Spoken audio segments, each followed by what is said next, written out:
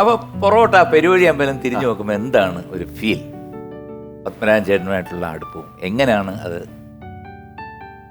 അല്ല, അത് ഈ സിനിമ എന്ന് പറഞ്ഞാൽ എപ്പോഴും എൻ്റെ കുട്ടിക്കാലം മുതൽ സിനിമ ഒരു ക്രൈസായിരുന്നു.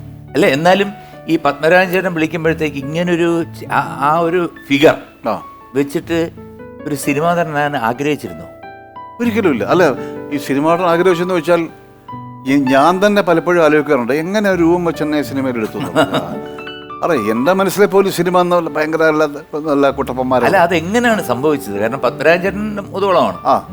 അപ്പം എങ്ങനെയെങ്കിലും കണ്ടായിരുന്നോ അതോ? ഇല്ല, ഇതിനകത്ത് ഇന്റർവ്യൂ ഉണ്ടായിരുന്നു. മറ്റേ ഇന്റർവ്യൂ മീൻസ് ഈ അന്നത്തെ മാതൃഭൂമി വീക്കിലിയിൽ പത്മരാജന്റെ പെരുവഴിയമ്പലം എന്ന നോവൽ അന്ന് 11-12 ലക്കമേ ഉള്ളൂ. അത് സിനിമയാകുന്നു. പത്മരാജൻ ആദ്യമായി സംവിധാനം ചെയ്യുന്നു. അതായിരുന്നു അന്നത്തെ മാഗസീൻസ് കൂടെ ഞാൻ കണ്ടത്. എനിക്കൊന്ന് ചിത്രരമ അങ്ങനത്തെ ഇതിലുമാണ്. ഇതിൽ കണ്ടിട്ടാണ് ഇങ്ങനെ സംഭവം അറിയുന്നതൊക്കെ. അങ്ങനെ ആപ്ലിക്കേഷൻ അയച്ചു. അതിൻ്റെ പ്രൊഡ്യൂസറുടെ കത്തും ജോസ് പ്രാശി സാറിൻ്റെ അനിയനാണ്, പ്രേംപ്രകാശേട്ടനാണ് പ്രൊഡ്യൂസർ. അപ്പം ആ അഡ്രസ്സിൽ ഒരു കത്ത് ഫോട്ടോ അയച്ചു. അത് എൻ്റെ ബ്രദറാണ് എടുത്തത്. ഹരിയോ? അല്ല, ഹരിയുടെ മൊത്തം ബ്രദർ. അപ്പം അങ്ങനെ അയച്ചിട്ട് റിപ്ലൈ വരികയാണ് ചെയ്തത്. റിപ്ലൈ വന്നിട്ട് നിങ്ങളുടെ കത്തും ഫോട്ടോയും കിട്ടി, നേരിൽ കാണാൻ താല്പര്യപ്പെടുന്നത് തിരുവനന്തപുരം ഹോട്ടലിൽ നികുഞ്ചം കേന്ദ്രമാണ്. അപ്പൊ അവിടെ ഇത്ര ഒരു ജൂൺ മാസമാണ്. അത് ഡേറ്റ് പറഞ്ഞു. ആ മാസം ഇങ്ങനെ 2 ദിവസം അതിലേതെങ്കിലും ഒരു ദിവസം വരണം എന്ന് ഞങ്ങൾ താല്പര്യപ്പെടുന്നു എന്ന് പറഞ്ഞുകൊണ്ടാണ്. ഒരു പ്രൊഡ്യൂസറുടെ കത്തെന്ന് കിട്ടുക എന്ന് പറഞ്ഞാൽ നമ്മുടെ ജീവിതത്തിലെ ലോട്ടറിയാണ്. 78. അങ്ങനെ നേരെ അവിടെ പോയി, ബസ്സിൽ കയറി നമ്മളെ പോയി ചെന്നപ്പോൾ അതിനകത്ത് ഒരു വലിയൊരു ഹാൾ, ഈ നികുഞ്ച ഹോട്ടലിലെ മോളില് അറിയാമല്ലോ അവിടെ ഇന്നതില്ലല്ലോ. അവിടെ ഇങ്ങനെ ഇതുപോലെ ഒരു ഹോളിനകത്ത് നിരന്ന് പിള്ളേരൊക്കെയാ. ഇവിടെ നല്ല സുന്ദരന്മാര്. ഞാൻ ഞെട്ടിപ്പോയി. അത് അപ്പോഴേ ഞാൻ എഴുതി ഒരിക്കലും കിട്ടത്തില്ലെന്ന് ഞാൻ വിചാരിച്ചു. കാരണം ഏമാരുടെ മുമ്പേ നമ്മൾ എങ്ങനെ പോയി നിൽക്കുമെന്ന്. എൻ്റെ മനസ്സിൽ സിനിമ എന്ന് പറയുന്ന സുന്ദരന്മാരുടെ സമയമില്ലേ. അപ്പം അന്നത്തെ നസീർ സാറും മധുസാറും ഇവരൊക്കെയുള്ള ഒരു കൺസെപ്റ്റ് നിൽക്കുകയല്ലേ. സത്യൻ മാഷും ഒക്കെ ഈ ഒരു പേര് നമ്മളെ മനസ്സിൽ അതൊക്കെയാണല്ലോ. യാതൊരു കറപ്ഷൻ കിട്ടില്ലെന്ന് തോന്നി. തിരിച്ചങ്ങോട്ട് സ്ഥലം വിട്ടാലെന്നൊക്കെ ആലോചിച്ചു. നടക്കത്തില്ല. എങ്ങനെ നമ്മളിത് ഇങ്ങനെ വിളിച്ചു എന്നൊക്കെ ഉള്ളത്. അങ്ങനെ ഇന്റർവ്യൂവിനെ വിളിച്ചു. ഇവിടെ അപ്പം ഇന്റർവ്യൂ ബോർഡിൽ വന്ന രാജേട്ടന് പ്രൊഡ്യൂസർ പ്രേംപ്രകാശ് ചേട്ടൻ, അദ്ദേഹത്തിന്റെ പാർട്ണർ കുഞ്ചപ്പനുണ്ട്, അദ്ദേഹം കൃഷ്ണൻകുട്ടി നേരേട്ടൻ, പിന്നെ ജോഷി മാത്യു, അസോസിയേറ്റ് അജയൻ ചേട്ടൻ, തൊപ്പിൽ സാറിന്റെ മകൻ, ഇത്രയും പേരാണ് അവിടെ ഉണ്ടായിരുന്നത്. അങ്ങനെ ഇന്റർവ്യൂ ഏറ്റവും അവസാനം എന്നെ വിളിക്കുന്നത്.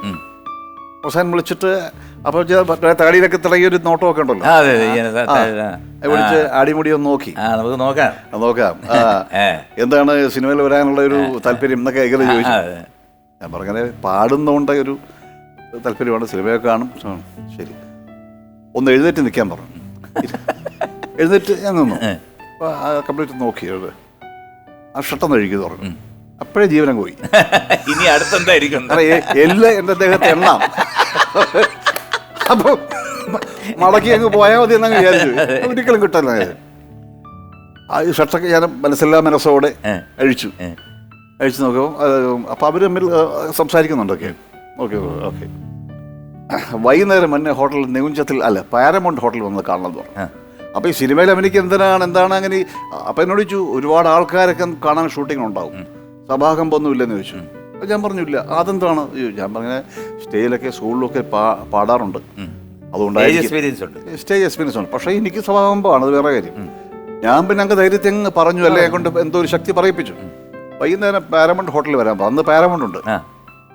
അവിടെ ചെന്നപ്പോൾ ഇവരെല്ലാം ഉണ്ട്. അപ്പം സിനിമയെക്കുറിച്ച് ഇടയ്ക്കാണ് കഥ. വളരെ ഹെവി ഒരു ക്യാരക്ടറാണ്, ഫ്രെയിം ടു ഫ്രെയിം ഉണ്ട്. അതുകൊണ്ട് രാത്രിയിലും പകലൊക്കെ ഷൂട്ടിംഗ് ഉണ്ടാവും. അപ്പോൾ ഷൂട്ടിങ്ങിൻ്റെ ഇന്ന ദിവസങ്ങളൊക്കെയാണ്.